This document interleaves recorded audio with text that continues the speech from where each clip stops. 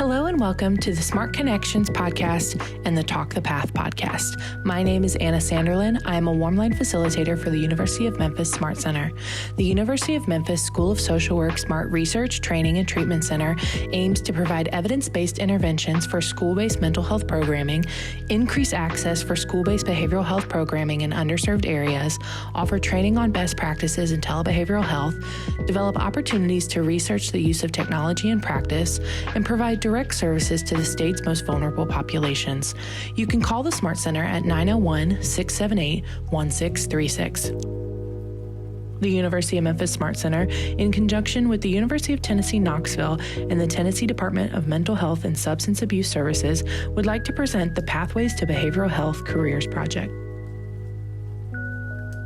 The goals of the Pathways Project are to provide education and information on the various career opportunities in the field of behavioral health through presentations, increase interest in students in the field of behavioral health, provide opportunities for guidance with information regarding college, university programming that result in degrees for professions in the field of behavioral health, connect students with students in behavioral health programs and professionals in the field for further research. This podcast will feature students and professionals in the field to give a clear picture of the daily duties of these roles and how they help support their communities.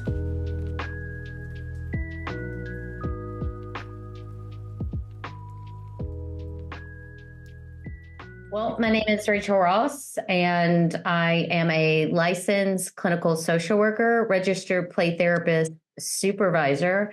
I've had a long and windy career, but currently right now I am a faculty member at the University of Tennessee, the Knoxville location. Oh, okay. And I do the Practicum Education. And so I work with students and placing them in their social work practicum and then teaching the courses surrounding the seminars on those. Okay. Well, sounds like you're a busy lady. Always. Right. Give us a little bit more information about how you got there. Like, where did you start? I laugh because I didn't even know what social work was. When I was in my undergrad at the University of Tennessee, Chattanooga, this was not my path. I was going to be a lawyer. I had my degree in criminal justice, and I graduated early to work towards my LSTAT and to study for that and get accepted into a law program. But I needed to work while I did that. Mm-hmm. And the jobs that were really available to me at the time either had a long onboarding process or were a residential treatment facility for boys. And that's what I took. So at that job, which was supposed to be like a point in time just to move on to another career, a lady was working there and she was a social worker. Okay. Yeah. And she said, "What are you doing? You seem to have a natural ability to do social work. Why are you going back to law school?" And she just kept talking to me about social work and all the things you could do in social work. And eventually I just started listening to her and doing my own research. And that's when I decided, I don't know that law is for me if I can do all of these wonderful, amazing social work. And so I didn't ever take the LSTAT. I applied to the master's program at the University of Tennessee where I was accepted. And that was kind of the journey into social work. And that's been almost 22 years in the field. I've only ever done clinical social work. That's my passion. That's what I love doing. 18 months I've been a professor at the University of Tennessee, just because I had kids and they needed a different schedule than a clinical social work could provide, but I couldn't give it up. Decided maybe I could teach about it. Yes.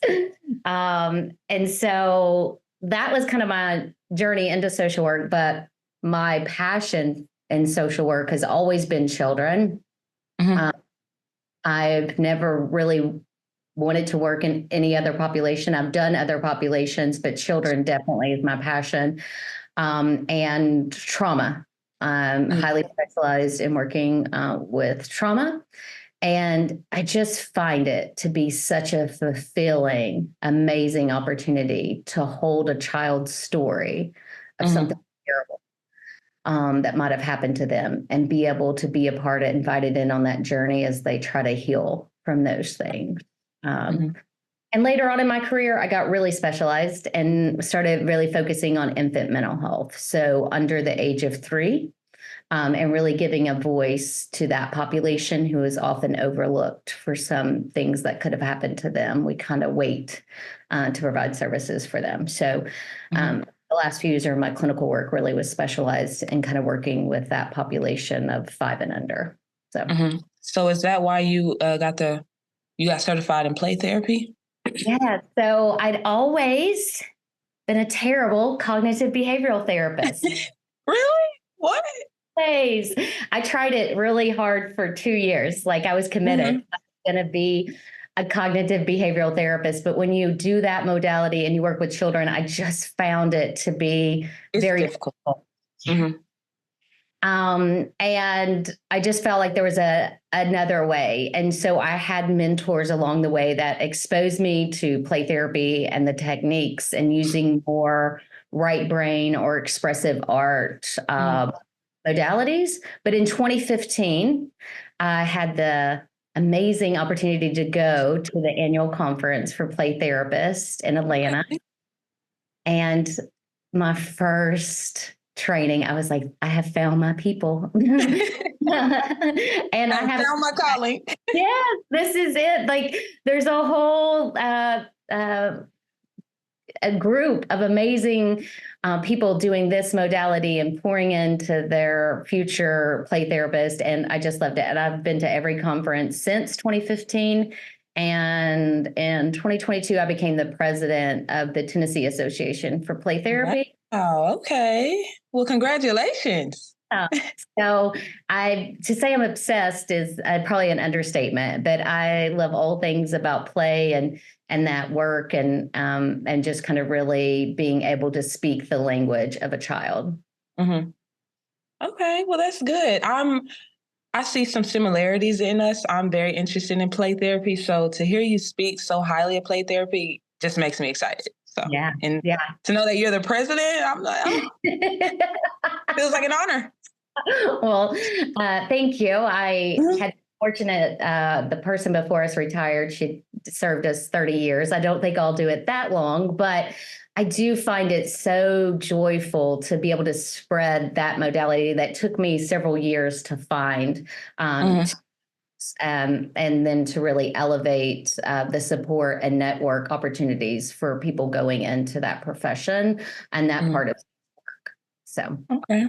Well, how do you juggle all of this? It sounds like you have so much on your plate.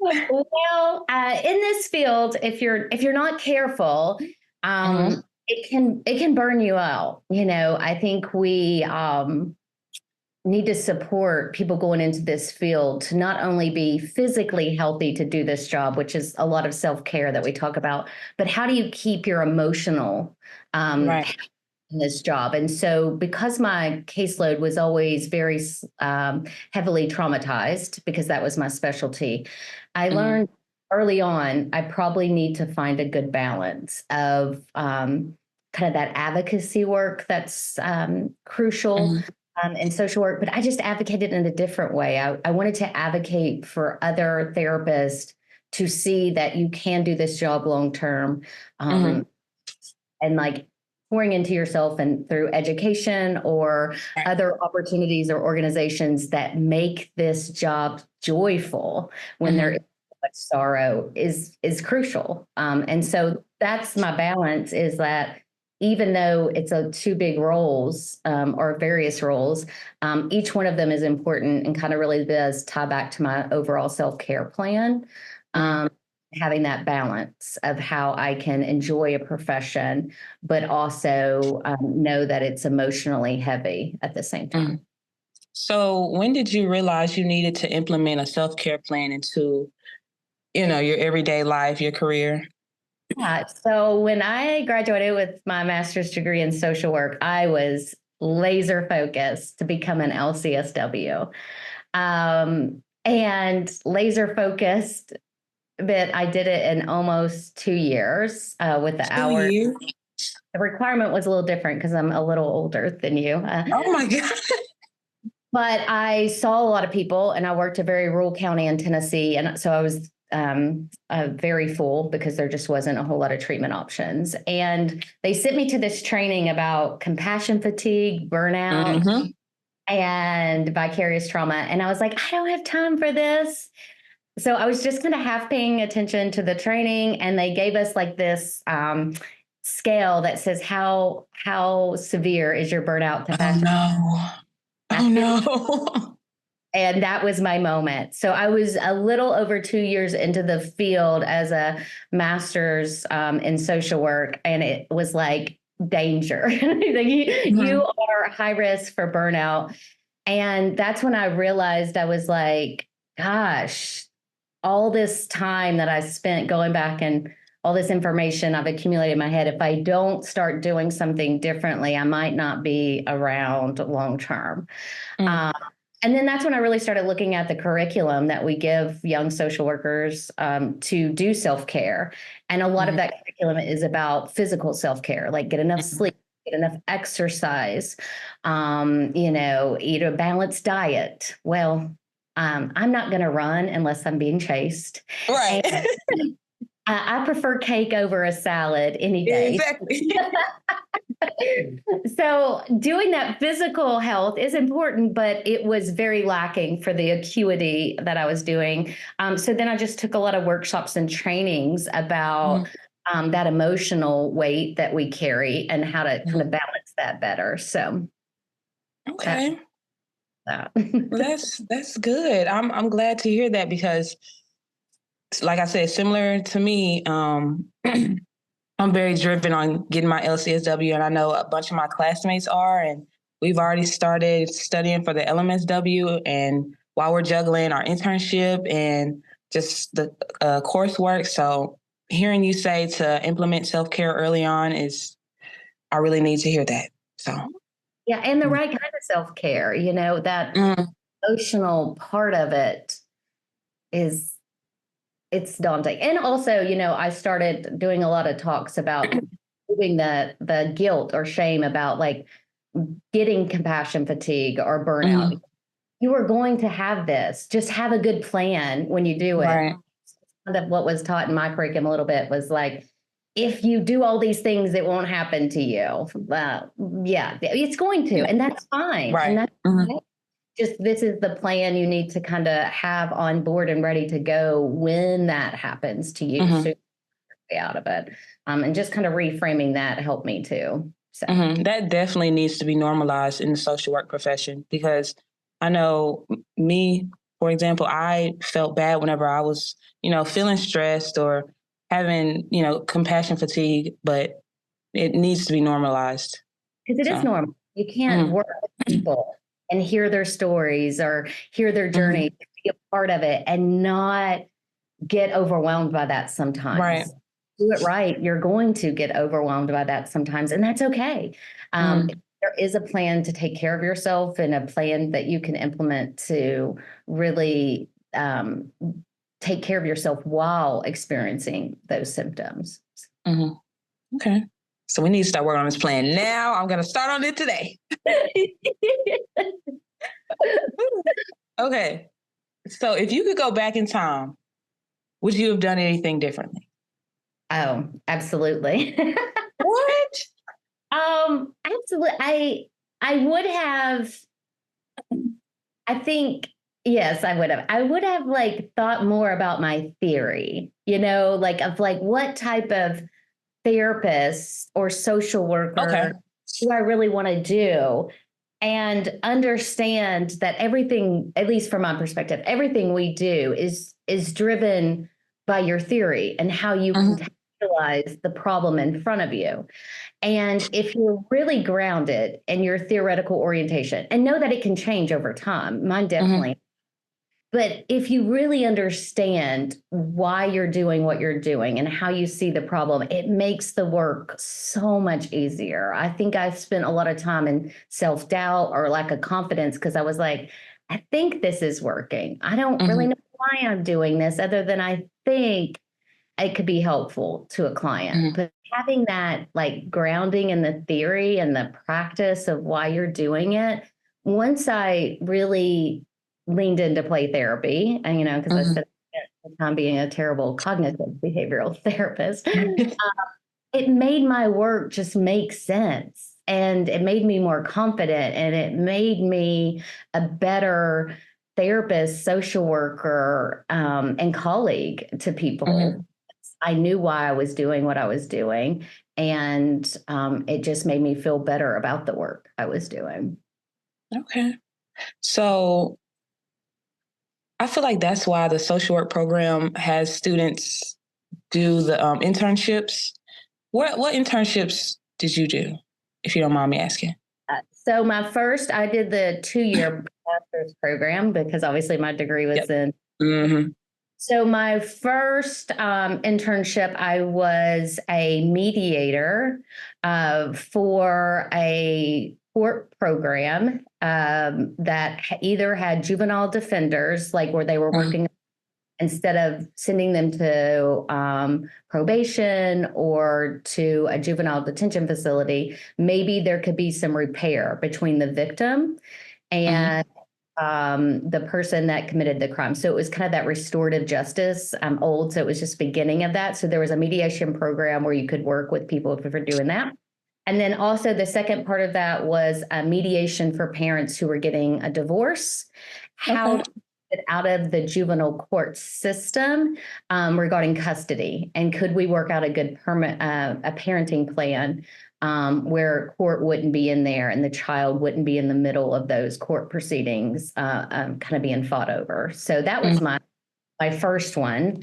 And then my second placement, I was a outpatient therapist in a very rural community with a big community mental health organization. So, wow. Social workers can work in all areas. All things. And when I was really burnt out for a while, I was the director of a Mothers and Infants Sober Together program. When I was kind of burnt out with children for a little bit, I was like, oh, let me do some grant work. And so that was really intriguing, of working with mothers who had a substance abuse program, but also had a desire to try to retain custody of their child, and how we could work to really support them in that goal. So, yeah. Do you have experience with grant work? Yes.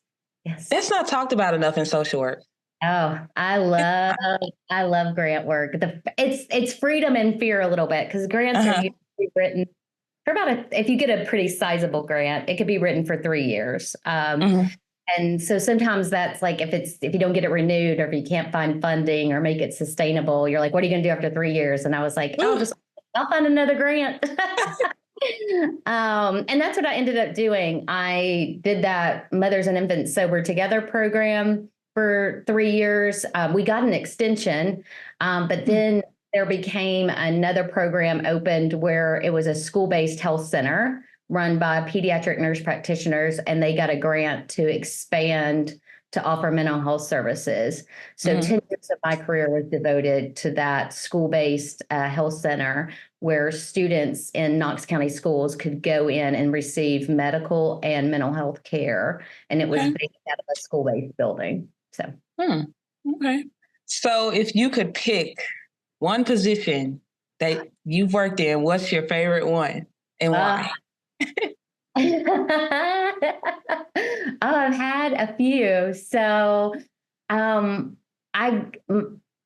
would say my last position, but I held it for 10 years. And I really just feel like I grew up in that position. Like, my clinical practice became very specialized and I just well-defined. I kind of knew my purpose in this social work field, and it gave me an amazing opportunity to run an organization. By the end of it, I was hired on to build out the mental health side, but by the end of the 10 years, I was running the whole medical facility. Wow.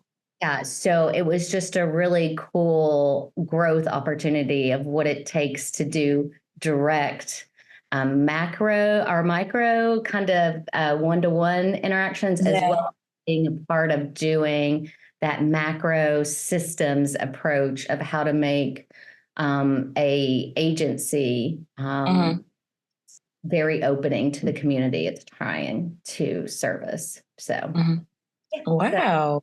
Okay. That's my favorite, maybe because I grew up a little bit. Right. You are very impressive. We need you down here in Memphis. We need you in Memphis. That is very impressive. We're hosting a training in August down there for play therapy and cultural diversity and play, and how to look at and honor the differences in plays across cultural. That'll be August in August. So I'll be down there hopefully to promote that and kind of be in there. So. Okay. Well, hopefully my supervisor will be there, Dr. Ellswick.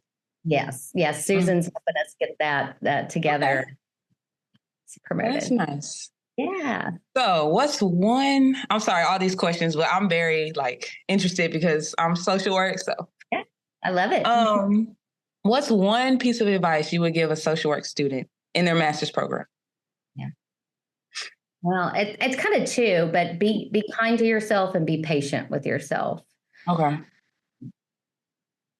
This field, if you're not careful, you can start putting a whole lot of expectations on yourself to produce all these results and to get all of these things done and accomplished. And when you look at it, we're working with humans who, at the end of the day, sometimes just need somebody to listen to them. Right. And sometimes we forget that. And because we're goal oriented and we do want to do the best, I think social workers are amazing because they want to change the world. Yeah.